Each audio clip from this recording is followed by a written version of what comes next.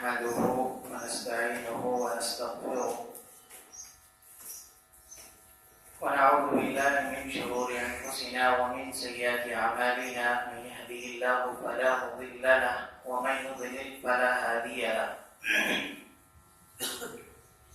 وأشهد أن لا إله إلا الله وحده لا شريك له وأشهد أن محمدا عبده ورسوله. يا أيها الذين آمنوا اتقوا الله حق تقاته ولا تموتن إلا وأنتم مسلمون. يا أيها الناس اتقوا ربكم الذي خلقكم من نفس واحدة وخلق منها زوجها وبث منهما رجالا كثيرا ونساء واتقوا الله الذي تساءلون به والأرحام إن الله كان عليكم رقيبا. يا أيها الذين آمنوا اتقوا الله وقولوا قولا سديدا يصلح لكم أعمالكم ويغفر لكم ذنوبكم. ومن يطع الله ورسوله فقد فاز فوزا عظيما. أما بعد فإن خير الحديث كتاب الله وخير الهدي هدي محمد صلى الله عليه وسلم وشر الأمور محدثاتها وكل محدثة بدعة وكل بدعة ضلالة وكل ضلالة في النار. وقال الله تبارك وتعالى في محكم تنزيل: الرجال قوامون على النساء بما فضل الله بعضهم على بعض وبما أنفقوا من أموالهم والصالحات قانتات حافظات للغيب بما حفظ الله. اللهم انفعني بما علمتني وعلمني ما ينفعني وزدني علما. آمین. حضرات، معزز دینی ملی بھائیوں، عفت مار اسلامی ماں اور بہنوں، عزیز بچوں، اعلان کے مطابق آج کا جو موضوع ہے وہ مسلم عورتوں کی ذمہ داریوں سے متعلق ہے. اسی موضوع پر کچھ گزارشات، کچھ باتیں آپ کے سامنے رکھوں گا انشاءاللہ کتاب و سنت کی روشنی میں. اللہ سے اس دعا کے ساتھ کہ اللہ ہمیں صحیح کہنے کی بعد ہم سب کو اس پر عمل کی توفیق عطا فرمائے. آمین.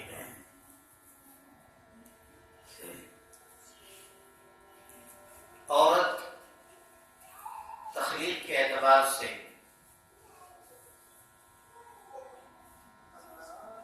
ثواب اور عقاب کے اعتبار سے، پکڑ کے اعتبار سے مردوں کے مساوی ہیں. جو نعمتیں اللہ تعالیٰ نے مردوں کے لیے مختص کیا ہے وہ عورتوں کے لیے بھی ہیں. چند مقامات پر تفاوت ہے، تفاضل ہے، لیکن بالعموم دونوں کے اندر یکسانیت ہے. عورت،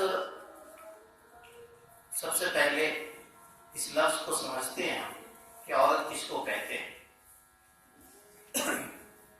عورت کا جو معنی کیا جاتا ہے وہ شرمگاہ سے کیا جاتا ہے. اس لیے اہل عرب عورت کو العورہ کہتے ہیں، اور العورہ کا جو ترجمہ ہوتا ہے عربی وہ ہے الخلل فی صغر البلاد او یخاف فیہ کل ممکنہ. اہل عرب عورت اس سرحد کو کہتے ہیں جو ملک کے بارڈر پر بنایا جاتا ہے. ملک کے جو بارڈر پر بنایا جاتا ہے اس سرحد کو اہل عرب عورت کہتے ہیں. کیوں کہتے ہیں؟ تو او یخاف فیہ کل ممکنہ، کیونکہ امید یہ رہتی ہے، خوف یہ رہتا ہے کہ دشمن نہ گھس جائے، کہیں سے دشمن کا وار نہ ہو جائے. اس لیے وہاں پر پہرے تعینات کیے جاتے ہیں، حارس چوکیدار کو لگایا جاتا ہے، فوجی کو تعینات کیا جاتا ہے. بعض لغویوں نے کہا ہے صالحۃ ذات الایوان، اس برتن کو اہل عرب عورت کہتے ہیں جس میں کوئی عیب ہو، کہیں سے پھوٹ جائے تو اس پھوٹنے کی وجہ سے کیا کرتے ہیں آپ، ہم اور آپ، ہر شخص کیا کرتا ہے کہ اس برتن کو چھپا دیتا ہے، یا اگر کہیں پر وہ چیزیں آ جاتی ہے مہمان کے سامنے تو اس پھوٹی ہوئی چیز کو چھپانے کی کوشش کرتا ہے۔ تو کہا یہی معنی عورت کا ہے، یعنی من جملہ یہ کہہ دے کہ معنی یہ ہوتا ہے کہ عورت وہ چیز ہے جس کو چھپا کر کے رکھا جائے، وہ چیز ہے عورت جس کو چھپا کر کے رکھا جائے۔ امام قرطبی رحمۃ اللہ علیہ نے اپنی تفسیر میں اس آیت کی ضمن میں لکھا ہے وَقَرْنَ فِي بُيُوتِكُنَّ وَلَا تَبَرَّجْنَ تَبَرُّجَ الْجَاهِلِيَّةِ الْأُولَىٰ، فرمایا اللہ رب العالمین نے کہ اے عورتوں تم اپنے گھر کو ہی قرار پکڑو، اپنے گھروں میں رہا کرو، باہر نہ چلا کرو، اور چلو بھی تو وَلَا تَبَرَّجْنَ تَبَرُّجَ الْجَاهِلِيَّةِ الْأُولَىٰ، زمانے جاہلیت کی عورتوں کی طرح نہ چلا کرو۔ تو اس آیت کی ضمن میں امام قرطبی رحمۃ اللہ علیہ نے لکھا ہے کہ عورت کا اصل مقام اس کا گھر ہے، عورت کا اصل مقام اس کا گھر ہے، گرچہ وہ بوڑھی ہی کیوں نہ ہو۔ اگر بوڑھی عورت بھی ہے تو اس کا اصل مقام اس کا گھر ہے۔ سلف علماء نے لکھا ہے، بالخصوص امام ابن کثیر وغیرہ نے لکھا ہے کہ عورتوں کو بازار میں جانا، گھر کے ضروریات کو پوری کرنا، باہروں سے چیزیں خرید کر کے لانا، اور بالخصوص 1 روپیہ 2 روپیہ کے لیے سبزی دکانوں میں، مارکیٹوں میں چبڑ چبڑ کرنا، بھیا بھیا کہہ کر کے 1-2 روپیہ کم کرانا، کہا یہ حرام ہے۔ یہ حرام ہے کہ مسلم عورتوں کو زیب نہیں دیتا کہ یہ بازاروں میں جو سبزی فروش ہوتے ہیں، سبزی بیچنے والے ہوتے ہیں، اس کو 1-2 روپے کے لیے بھیا بھیا کرے اور اپنی عزت کو اس کے سامنے رکھے۔ علماء نے اس کو حرام قرار دیا ہے۔ تو عورت کا معنی ہی ہوتا ہے جائے مقام اس کا گھر ہے۔ عورت وہ چیز نہیں ہے جس کو باہروں میں نمائش کیا جائے۔ یہ تو مغربی تہذیب نے بعد میں ہماری عورتوں کو باہر لایا۔ مغربی تہذیب ہم پر اس قدر غلبہ حاصل کیا کہ ایک زمانے میں جو عورتیں اپنے آپ کو باہر دیکھنا پسند نہیں کرتی تھی، اس کا معاملہ اور رویہ اور طرز عمل اس کے برخلاف ہو گیا، اور آج کی عورتیں گھر میں رہنے کو ناپسند کرتی ہیں۔ اب دیکھیے اس کی دلیل کیا ہے کہ عورت کا اصل مقام گھر ہے۔ نماز، فرض نماز، مفروضہ نماز، جو فرض نمازیں ہیں اس کو بھی گھر میں پڑھے گی، اور اس کا گھر میں پڑھنا افضل، گھر میں پڑھنا افضل ہے۔ گرچہ وہ مسجد آئے گی، اجازت ہے، لیکن افضل یہ ہے کہ وہ گھر میں ہی نماز پڑھے، گھر میں ہی نماز پڑھے۔ نماز کے لیے نکلنے کی اجازت نہیں ہے، اور جہاں اجازت ہے تو افضلیت سے نکال کر کے اجازت دیا گیا ہے۔ افضل نہیں ہے کہ عورت باہر گھومے اور مارکیٹوں میں جائے، خرید و فروخت کرے، سبزیاں خریدے، ترکاری خریدے، اور دیگر ضروریات زندگی اور اسباب زندگی کو مہیا کرے، گی عورت کا کام نہیں۔ تو بات آپ کو سمجھ میں آ گئی کہ عورت وہ چیز ہے جس کی حفاظت ہونی چاہیے۔ کیوں؟ اس لیے کہ عورت کے ساتھ ایک دشمن، اور ہر انسان کے ساتھ ایک دشمن ہمیشہ لگا رہتا ہے جو اس کو برائیوں پر ابھارتا ہے، اور وہ ہے شیطان۔ وہ ہے شیطان۔ شیطانی حملے کا ہمیشہ خدشہ ہے، اس لیے عورت کو گھر میں رکھنا چاہیے، اور عورت خود کو محفوظ اپنے گھر میں رکھے گی۔ یہی اسلامی شریعت کا طرز عمل ہے۔ عورت سے متعلق دوسری بات آج کے خطبے میں آپ یہ ذہن میں رکھ لیں، نبی کریم صلی اللہ علیہ وسلم نے ارشاد فرمایا الدنیا متاع وخیر متاع الدنیا المرأة الصالحہ۔ المرأة الصالحہ کا پوری دنیا ساز و سامان، پوری دنیا فائدہ اٹھانے کی چیز ہے، جس چیز سے چاہو فائدہ اٹھا لو، اور ان تمام چیزوں میں سب سے بہترین چیز نیک عورت ہے، نیک عورت ہے۔ بعض علماء سلف نے لکھا ہے کہ نیک عورت کے اندر 3 صفتیں اگر پائی جاتی ہے تو اس کی نیکی کی ضمانت دی جا سکتی ہے۔ 3 صفتیں کیا ہے؟ پہلی صفت یہ ہے کہ وہ اپنے شوہر کی خدمت کرے گی۔ دوسری صفت یہ ہے کہ کہ اپنے شوہر کے مال کی حفاظت کرے گی، اور تیسری صفت یہ ہے کہ وہ اپنے بچے یا بچیاں اس کی صحیح اسلامی تربیت کرے گی، شوہر کی اس قدر خدمت کرے گی کہ جب شوہر گھر میں ہوگا تو شوہر خوش ہوگا، شوہر اپنے بیوی کو دیکھ کر کے خوش ہو جائے، کہا یہ سب سے بڑی علامت ہے کہ وہ عورت نیک ہے۔ اس کی نیک ہونے کے لیے سب سے بڑی ضمانت یہ ہے کہ جب بیوی کے چہرے پر دن بھر کا تھکا ماندہ، دن بھر کا پریشان مرد چہرے پر نگاہ لے کر کے جائے تو مرد خوش ہو جائے، یہ عورت کی ضمانت ہے کہ وہ نیک ہے۔ اور اگر عورت نیک ہے تو معمولی چیز نہیں ہے، معمولی چیز نہیں ہے۔ اللہ کے رسول صلی اللہ علیہ وسلم نے صحیح الجامع کے اندر حدیث فرمایا کہ اگر کسی مرد کی نکاح کسی نیک عورت سے ہو گئی، یاد رکھیے جملہ یاد کیجیے، کسی عورت نیک ہے اس سے کسی مرد کی نکاح ہو گئی تو اللہ تعالیٰ نے اس کو آدھا دین دے دیا، آدھا پورا دین مل گیا۔ اب کہا فَلْيَتَّقِ اللَّهَ شَرْطُ الدِّينِ، آدھے دین کے لیے تم اللہ سے ڈرو، صرف آدھے دین کے لیے صرف اللہ سے ڈرنا ہے۔ یاد رکھیے کہ نیک عورت وہ چیز ہے جو سارے گھر اور پورے معاشرے کا باغ ڈور کو سنبھال سکتی ہے۔ تو دنیا ساز و سامان ہے، اور سب سے بہترین چیز یہ ہے کہ عورت جس سے فائدہ اٹھایا جا سکتا ہے۔ اور ایک جملہ آپ یاد رکھ لیں کہ جنت کے اندر بھی جو عورتیں ہوں گی، حورین جس کو کہا جاتا ہے، جس کی خوبصورتی کی دلیلیں دی جاتی ہے، یاد رکھیے کہ یہ جو دنیا کی عورت نیک عورتیں ہوں گی وہ آخرت میں جنت کے اندر ان عورتوں سے بہتر ہوں گی۔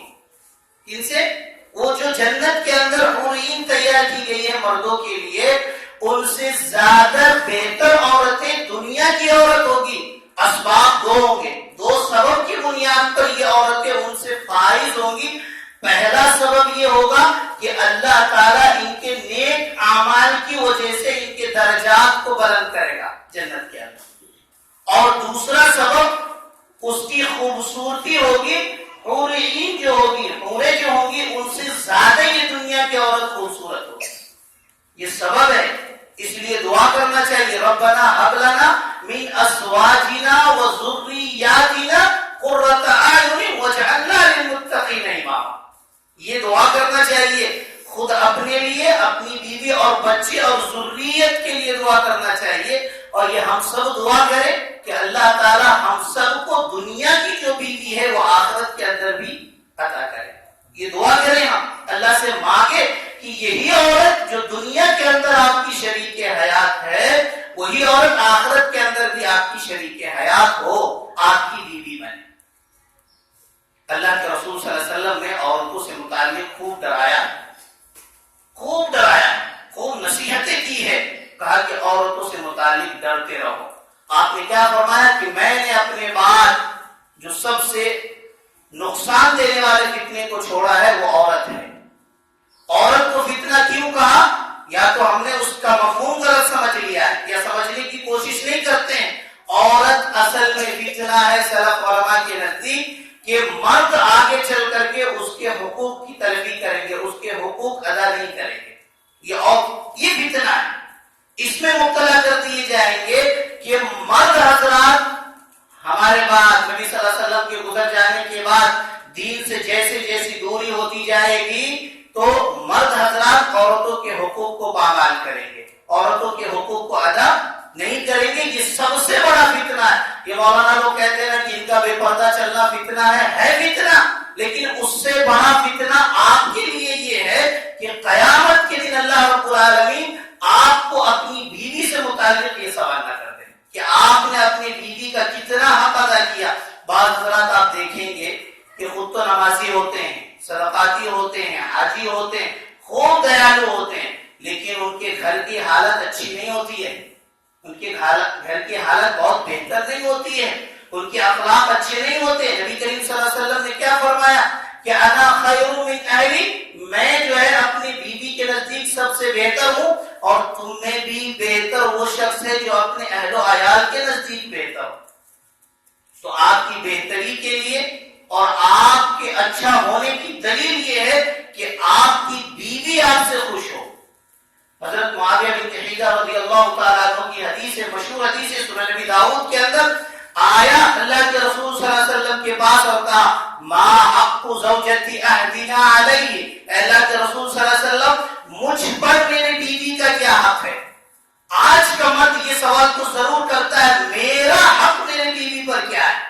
یہ سوال اللہ ماشاءاللہ کوئی کرتا ہو کہ مجھ پر میرے بیوی کا حق کیا ہے. یہ صحابی کہہ رہا اللہ کے رسول مجھ پر میرے بیوی کا کیا حق ہے، اس کو بیان کر دیجیے. اللہ کے رسول کیا فرماتے ہیں؟ ان تطعمها اذا طعمت وتكسوها اذا اكتسيت ولا تضرب الوجه ولا تقبل ولا تهجر الا في البيت. فرمایا اللہ کے رسول جو تم کھاتے ہو وہی کھلاؤ، جو پہنتے ہو وہی پہناؤ، چہرے پر ہرگز مت مارا کرو، بیوی کو برا بھلا مت کہا کرو، اور گھر میں ہمیشہ اکیلا چھوڑ کر خود باہر کی عیاشیاں مت کیا کرو.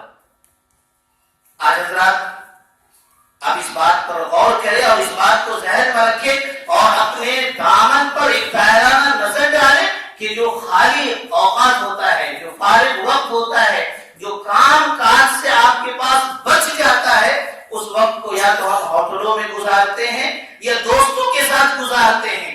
اصل میں سنت یہ ہونا چاہیے کہ ہم اپنی بیوی بچوں کے ساتھ اس وقت کو گزاریں. اس کو نبی کریم صلی اللہ علیہ وسلم نے وَلَا تَهْجُرْ إِلَّا فِي الْبَيْتِ کہا کہ گھر میں ہمیشہ اکیلا ہے، گھر میں ہمیشہ اکیلا ہے. اور جب آپ جائیں گے تو ایک دم آقا کی طرح، بادشاہ کی طرح، حاکم کی طرح جائیں گے اور اس پر جو حکومت کرنا ہوگا آپ کر لیں گے. یہ آپ کے نوکر نہیں ہیں، آپ کے غلام نہیں ہیں، یہ عورتیں آپ کی نوکرانی نہیں ہے کہ آپ جیسے چاہے اس کو استعمال کریں. یہ اسلام کا تقاضا نہیں ہے اور اسلام اس کی تعلیم بھی نہیں دیتا ہے. دونوں کے حق ہیں، دونوں کے آپسی حقوق ہیں اور اس کو سمجھنا ہے، پڑھنا ہے. تو عورت سے متعلق نبی کریم صلی اللہ علیہ وسلم نے ڈرایا ہے، ڈرنا چاہیے. قیامت کے دن آپ اس بات کو ذہن میں رکھیں کہ آپ کی جو ذمہ داری ہے اس ذمہ داری سے متعلق صحیح بخاری کی حدیث ہے کلکم راع وکلکم مسئول عن رعیتہ، کہ ہر شخص ذمہ دار ہے، ہر شخص ذمہ دار ہے اور قیامت کے دن اس سے اس کی ذمہ داری سے متعلق سوال کیا جائے گا، پوچھا جائے گا. آج ہوٹلوں میں کھانے والے مرد حضرات اور باہر زیادہ وقت گزارنے والے حضرات اس بات کو ہمیشہ ذہن میں رکھے کہ ممکن کہیں اللہ رب العالمین اس وقت کی فارغ الوقت کے متعلق قیامت کے دن آپ سے سوال نہ کریں. حضرات اس بات کو ذہن میں رکھے. عورت بڑی اچھی چیز ہے، نعمت کی چیز ہے. مقصد تخلیق عورت کا کیا ہے؟ اللہ اکبر. قرآن مجید کی سورۃ الروم میں اللہ رب العالمین نے اس کی وضاحت فرما دیا ہے. کیا فرمایا؟ کہ ہم نے عورت کو تمہارے ہی بدن سے پیدا کیا. حضرت آدم علیہ السلام کیا پیدا کیا؟ کَأَزْوَاجًا لِتَسْكُنُوا إِلَيْهَا، ہم نے اس کو تمہاری بیوی بنا دیا تاکہ تم اس سے سکون حاصل کرو. سکون بنا کر کے ہم نے پیدا کر دیا ہے اور یہ سکون ہے، راحت جاں ہے. اس دنیا کے اندر بھی راحت جاں ہے اور انشاءاللہ قیامت کے دن بھی یہ راحت جاں ہوگی. یہ دنیا جس طریقے سے عورت کے بغیر آپ کا گزرنا اور آپ کا چلنا ممکن نہیں ہے اور نہ تمام ہے یہ عورتوں کے بغیر، اسی طریقے سے جنت بھی عورتوں کے بغیر نہ تمام ہوگی. اس لیے وہاں پر حوریں بھی ہیں اور دنیاوی بیوی بھی دی جائے گی. والذین آمنوا واتبعتهم ذریتهم بإیمان الحقنا بهم ذریتهم. قرآن مجید نے کہا کہ جو لوگ ایمان لاتے ہیں اور اس کی ذریت بھی ایمان لاتی ہے، ذریت سے مراد بیوی ہے، بچے ہیں، تو الحقنا بهم ذریتهم بڑا پیارا ہے. قیامت کے دن اللہ تعالیٰ اس کو ایک ساتھ کر دے گا. جنت کے اندر یہ دنیا کی جو آل و اولاد ہیں اس کو بھی آپ حاصل کر سکتی. یہی بیٹا ہو، یہی بیٹیاں ہو، یہی بیوی ہو، اس کے لیے آپ دعا کریں. حضرت ابراہیم علیہ السلام اس کے لیے دعا کرتے تھے کہ اللہ تعالیٰ اس کو بھی امام بنا، مجھے تو بنایا امام لیکن میری ذریت کو بھی امام بنا. تو عورت سے متعلق آپ محتاط رہیں، احتیاط کریں. عورت اس سے متعلق نبی کریم صلی اللہ علیہ وسلم کی نصیحتیں ہیں. یہ چند میری باتیں تھی. ذمہ داری سے متعلق بہت ساری باتیں آتی ہیں, بہت ساری باتیں ہیں جو کی جا سکتی ہے, لیکن عورت آج کے اس زمانے میں, اس معاشرے میں, اس سماج میں عورت نے اپنا حق اور اپنی ذمہ داری کو بھلا دیا ہے. عورت اپنی ذمہ داری کو کما حقہ ادا نہیں کر رہی ہے, جس کی وجہ سے معاشرے کے اندر بہت سارے بگاڑ, بہت سارے نقصانات اور سماج بہت سارے خسارے سے گزر رہا ہے. آپ دیکھیے, میں آپ کو حالات حاضرہ کی ایک چیز بتاتا ہوں.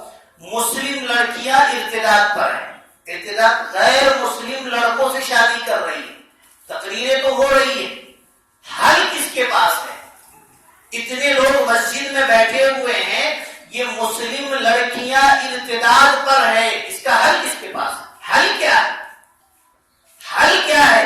صرف تقریر کر لینے سے ہماری بہنیں محفوظ ہو جائیں گی؟ آپ کو ہم نے کچھ حدیث قرآن سنا دیا تو آپ کی بہنیں محفوظ ہو جائے گی؟ اس کا طریقہ کار کیا ہے؟ اس کا طریقہ کیا ہے؟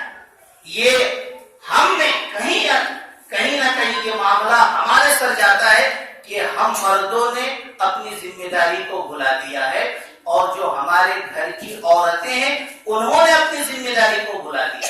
یہ بنیاد ہے, سب سے اہم چیز ہے جس کے پیچھے محنت کرنی پڑے گی تاکہ ہماری بہنیں جو ہیں, جو اپنے ہاتھ کو غیر مسلم کے ہاتھوں میں دیتی ہے, وہ محفوظ رہے. آپ کو یہ معلوم ہے کہ قرآن مجید کے اندر وہ آیات کی کتنے لوگوں کو معلوم ہے کہ غیر مسلم لڑکوں سے نکاح کرنا حرام ہے؟ یہ تو عام معلوم ہے, لیکن قرآن مجید کے اندر اللہ رب العالمین نے ایسی آیات نازل کیا, کتنے لوگوں کو معلوم ہے؟ آپ اگر پوچھیں گے تو 5% ایسے مسلمان ہوں گے جو آیات پڑھ کے بتا دے گا کہ اس آیت کے اندر اللہ نے کہا ہے کہ مسلم غیر مسلم مردوں سے اپنی بیٹی اور بیٹے کا نکاح ہرگز نہ کرو. کبھی لوگ بتا پائیں گے. حضرات, تو اس ذمہ داری کو سمجھنا ہے. ذمہ داری کیا ہے؟ عورتوں پر بحیثیت بیوی کچھ ذمہ داری عائد ہوتی ہے, والدہ ہے تو بحیثیت ماں کچھ ذمہ داری عائد ہوتی ہے. اسی طریقے سے اگر بہن ہے تو بحیثیت بہن ہونے کے لیے بہت ساری ذمہ داریاں عائد ہوتی ہے. میں آپ کو چند مثالوں کے ذریعے سے ذمہ داری کو سرل انداز سے سمجھانے کی کوشش کرتا ہوں. عورت اگر بیوی ہے تو اس کی ذمہ داری کیا ہے؟ عورت اگر بیوی ہے تو اس کی ذمہ داری کیا ہے؟ پوری شریعت کے اندر تین باتیں اگر عورت کرنے لگے تو اس نے اپنی ذمہ داری کو ادا کر دیا. پہلی چیز ہے کہ وہ اپنے شوہر کی خدمت کرے, اپنے شوہر کی خدمت کرے. اور شوہر کی خدمت ہے کیا؟ تو علماء نے لکھا ہے 2 چیزیں. پہلی چیز ہے کہ عورت کے طرف سے, مرد کے طرف سے جتنے بھی رشتے دار آتے ہیں اس کے ساتھ ہمیشہ احسان کرے. عورت کے لیے بڑی بات ہے ہمیشہ احسان کرے. مثلا اگر اپنے شوہر کے ماں کو کھانا پکا کر کھلاتی ہے, اس کی خدمت کرتی ہے, اپنے ساس اپنے سسر کی خدمت کرتی ہے, اپنے دیور اور دیورانیوں کی خدمت کرتی ہے, تو یہ عورت کے طرف سے اس کے شوہر پر احسان ہوگا. اور اللہ کے رسول صلی اللہ علیہ وسلم نے عورتوں سے کہا کہ تم ہمیشہ یہ احسان کرو, ہمیشہ یہ احسان کرو اپنے شوہر پر کہ اس کے رشتہ داروں کے حقوق کو ادا کرتے رہو, ساس سسر کے حقوق کو ادا کرتے رہو, اس کے بہنوں کے جو حقوق ہے اس کو ادا کرتے رہو. بگاڑ آئے گا ہی نہیں, بگاڑ نہیں آئے گا. بگاڑ کہاں آتا ہے؟ جب یہ عورتیں دوسرے گھر سے آ کر اپنے ساس سسر پر احسان کرنا بند کر دیتی ہے, وہاں بگاڑ پیدا ہوتا ہے. اور ایسی عورت کو صالحات کی سرٹیفکیٹ ڈگری اللہ رب العالمین نے دیا, جو اپنے ساس سسر اور اپنے شوہر کی خدمت کرتی ہے, وہ نیک ہے. قرآن مجید نے کہا الرجال قوامون علی النساء, اے مردوں کی جماعت میں نے تم کو عورت پر قوام حاکم بنایا ہے. امام ابن کثیر کہتے ہیں کہ جس طریقے سے وقت کے حاکم کی اطاعت واجب ہے, اسی طریقے سے شوہر کی اطاعت عورتوں پر واجب ہے. عورتوں پر واجب اور خوشخبری کتنی بڑی ہے. نبی کریم صلی اللہ علیہ وسلم نے ارشاد فرمایا اذا صلت المرأة خمسها وصامت شهرها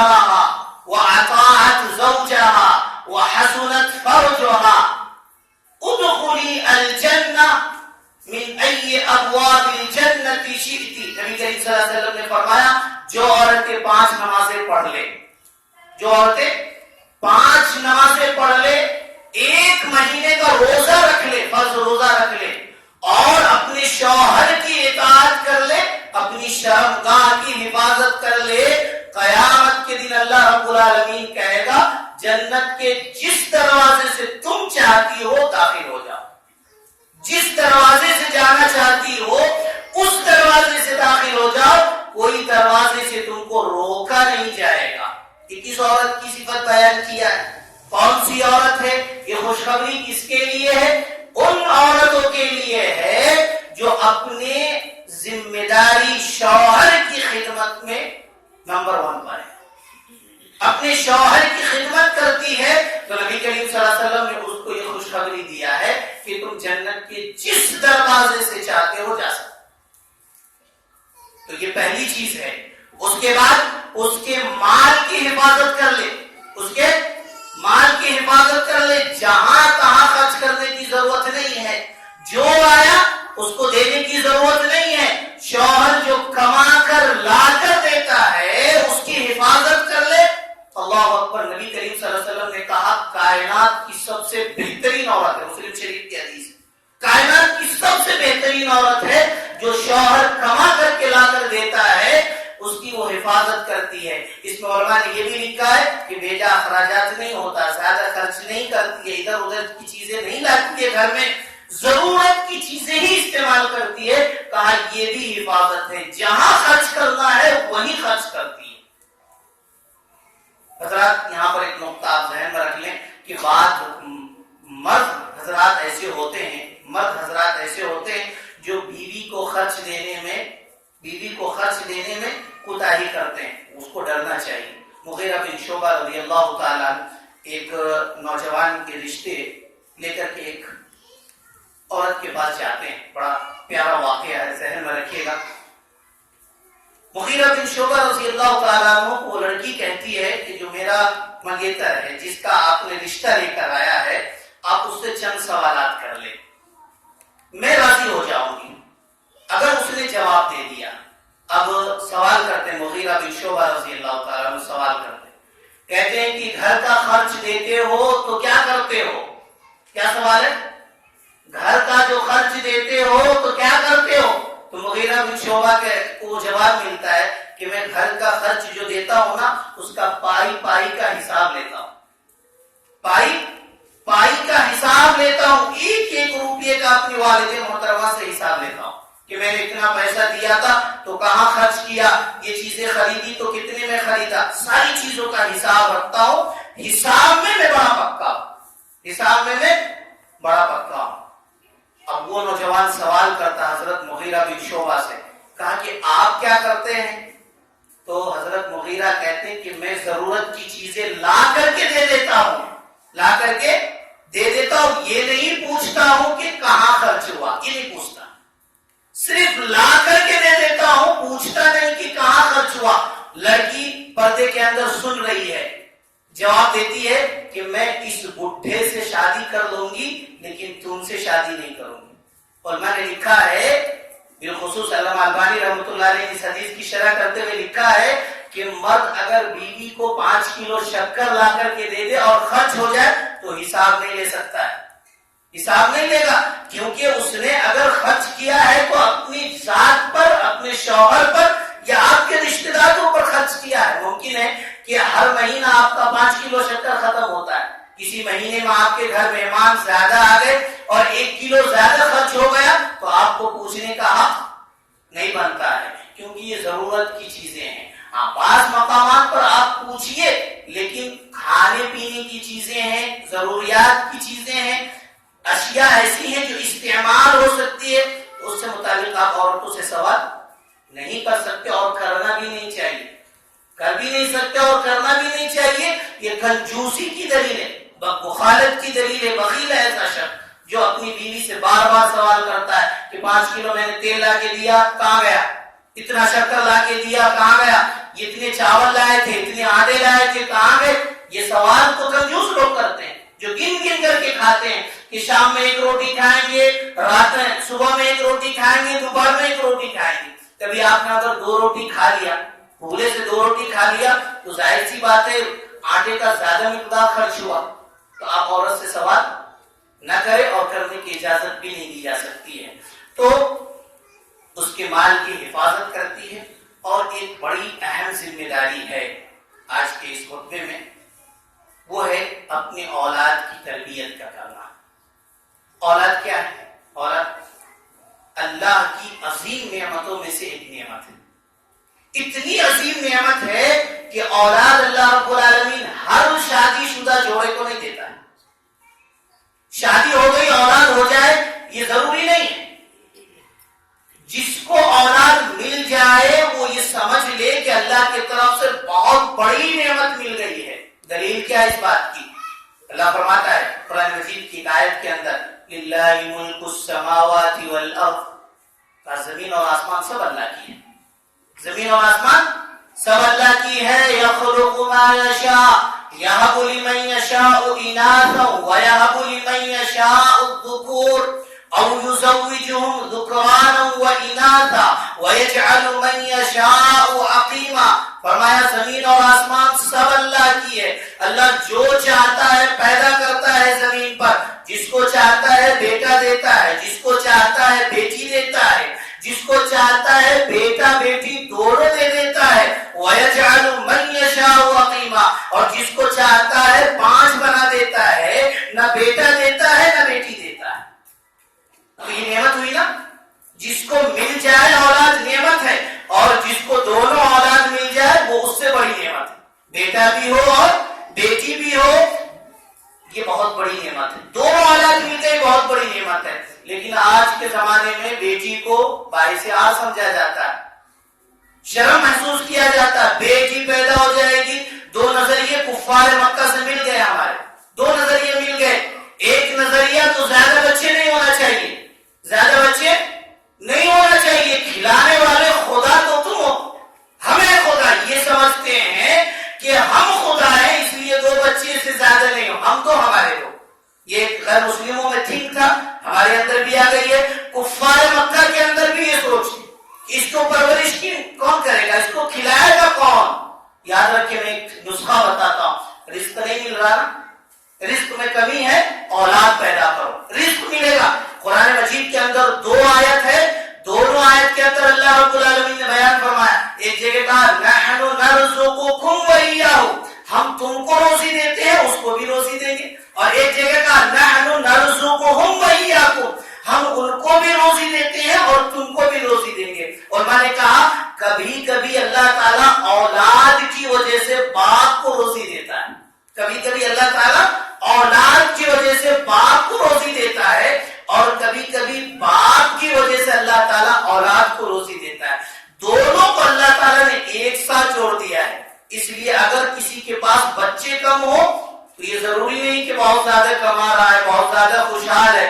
اور اللہ کے رسول صلی اللہ علیہ وسلم نے تو یہ بھی کہا نا تجوزوا الحدود الولود فإنی مکاثر بکم الامم، شادی کرو زیادہ محبت کرنے والی اور زیادہ بچے پیدا کرنے والی. ایک حدیث کے اندر نبی کریم صلی اللہ علیہ وسلم نے کہا کہ ایک عورت ہے جو زیادہ محبت کرتی ہے، زیادہ بچے پیدا کرتی ہے، کہا یہ جنت کی عورت ہے. اس کی نشانی، اس کی پہچان یہ کہ یہ جنت میں جائے گی. ایک مرتبہ اس کا شوہر ناراض ہو جاتا ہے، شوہر ناراض ہو جاتا ہے. اتنی محبت کرتی ہے، اتنی محبت کرتی ہے کہ رات میں گئی اپنے شوہر کے پاس، اس کے ہاتھ میں ہاتھ رکھی اور رکھ کر کے کہہ رہی ہے کہ اس وقت تک ہاتھ نہیں چھوڑو گی جب تک کہ آپ مجھ سے خوش نہ ہو جائیں. کہا یہ عورت جنتی عورت. اس نے اپنے شوہر کے ہاتھ میں ہاتھ رکھ کر کہہ رہی ہے کہ اس وقت تک ہاتھ جدا نہیں ہوگا آپ کے ہاتھ سے جب تک کہ آپ مجھ سے خوش نہ ہو جائے. تو بچوں کی تربیت سے متعلق یہ جو نظریہ بنا ہے کہ ہم کھلانے والے، اس کو چھوڑ دیں. آپ اللہ کی ذات ہے، وَمَا مِن دَابَّةٍ فِي الْأَرْضِ إِلَّا عَلَى اللَّهِ رِزْقُهَا، زمین پر جو چیزیں چلتی ہے اس کا رزق اللہ تعالیٰ نے اپنے ذمہ رکھ لیا ہے. کب، کہاں، کیسے، کس مقدار میں پہنچانا ہے اللہ پہنچا دے گا، اللہ پہنچا دے گا. دوسرا نظریہ کیا ہے؟ بیٹی ہے یا بیٹا ہے. ہم الٹرا ساؤنڈ وغیرہ کس سے دیکھ لیتے ہیں کہ بیٹا ہے یا بیٹی ہے. اگر بیٹی ہے تو مار دو. یہ کفار مکہ کا عمل تھا. کفار مکہ یہ کیا کرتے تھے, بیٹی ہے تو مار دو. ہم بھی کرتے ہیں, نظریات بدلے نہیں ہیں, نظریات وہی ہیں, وہی عمل کرتے ہیں. اب ذرا میں آپ سے ایک سوال کرتا ہوں. کفار مکہ کو اللہ نے کہا کہ قیامت کے دن اگر یہ لڑکیاں کھڑے ہو کر تم سے پوچھ لے تو تمہارا کیا جواب ہوگا؟ میں آپ سے سوال کرتا ہوں کہ یہ قیامت کے دن آپ کی بیٹیاں جس کو آپ نے دنیا کے اندر آنے سے پہلے ہی مار دیا ہے, یہ اگر سوال کر لے تو آپ کیا جواب دیں گے؟ بِأَيِّ ذَنبٍ قُتِلَتْ, کس وجہ سے مارا؟ کس وجہ سے مارا؟ کیا تم کھلانے والے تھے, روزی دینے والے تھے, تم میرے خدا تھے کہ تم نے مجھے مار دیا؟ کیا جواب ہوگا؟ وَإِذَا الْمَوْءُودَةُ سُئِلَتْ بِأَيِّ ذَنبٍ قُتِلَتْ, سوال کیا جائے گا کیوں مارا, کیا گناہ تھا, کیا وجہ تھی, کیوں مجھے قتل کیا؟ کیا جواب ہوگا آپ کا؟ ارے وہی جواب ہوگا جو کفار مکہ کا ہوگا, اور وہی انجام ہوگا جو کفار مکہ کا ہونے والا ہے. آپ کا بھی وہی ہوگا. صرف کلمہ پڑھ لینے سے اور کچھ چیزوں کو مان لینے سے انسان مسلمان نہیں ہو جاتا. حضرات, تو ایک اولاد کی تربیت سے متعلق ہے, یہ باتیں آپ ذہن میں رکھیں. اولاد اللہ کی نعمت ہے. اولاد کی صحیح تربیت ہو اور اولاد کی وجہ سے اللہ تعالی باپ کی مال کی حفاظت کرتا ہے. سورہ کہف میں حضرت خضر کا اور حضرت موسیٰ کا ایک واقعہ ہے, بڑا مشہور ہے, سورہ کہف پڑھنے والے جانتے ہوں گے. کہ چلتے ہیں تو ایک دیوار گر رہی ہے. حضرت خضر نے دیکھا ایک دیوار گر رہی ہے, ہاتھ لگایا سیدھا کر دیا. موسیٰ نے کہا اجرت کیوں نہیں لے لیا؟ کھانے کا نہیں تھا, اجرت لے لیتے تو کام بن جاتا, کھا پی لیتے, آپ نے فری میں سیدھا کر دیا. موسیٰ علیہ السلام کو نکال دیا گیا. اب جب اس کی توضیح بیان کرتے ہیں تو کہتے ہیں کیا کہ اما الجدار فکان لغلامین یتیمین وکان فی المدینة تحتہ کنز لہما وکان ابوہما صالحا. دیکھیں, وکان ابوہما صالحا, ارے یہ شہر کے دو یتیم بچوں کی ہے جس کے ماں باپ نیک تھے, مدفون کر دیا تھا. جب بچہ بڑا ہوگا تو خزانہ نکالے گا اور اپنی ضروریات کو پوری کرے گا. اور میں نے لکھا ہے کہ اللہ تعالیٰ نے اس کے مال کی حفاظت اس کی نیکی کی وجہ سے نہیں کیا. حفاظت کس کی وجہ سے ہو رہی ہے؟ اس کے والدین کی نیکی کی وجہ سے ہو رہی ہے. اور حضرت عبداللہ بن عباس رضی اللہ تعالیٰ عنہ نے اس آیت کی تفسیر کیا کہ یحفظ ابیہما بصلاحہما, کہ اللہ تعالیٰ اولاد کی حفاظت اس کے والدین کی نیکیوں کی وجہ سے بھی کرتا ہے. تو تربیت اولاد پر بھی آپ ذہن میں رکھیں.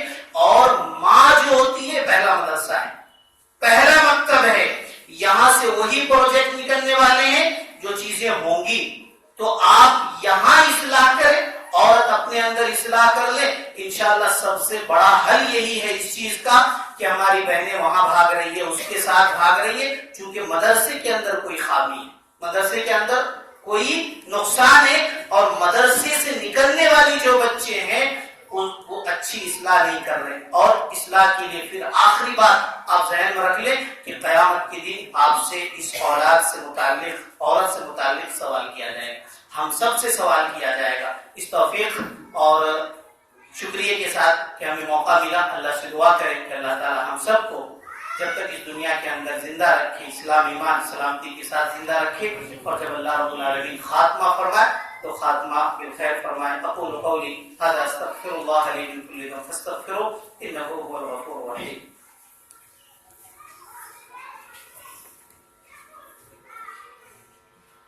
الحمد لله حمدا كثيرا طيبا مباركا فيه, ان الله وملائكته يصلون على النبي يا أيها الذين آمنوا صلوا عليه وسلموا تسليما. اللهم صل على محمد وعلى آل محمد كما صليت على إبراهيم وعلى آل إبراهيم إنك حميد مجيد.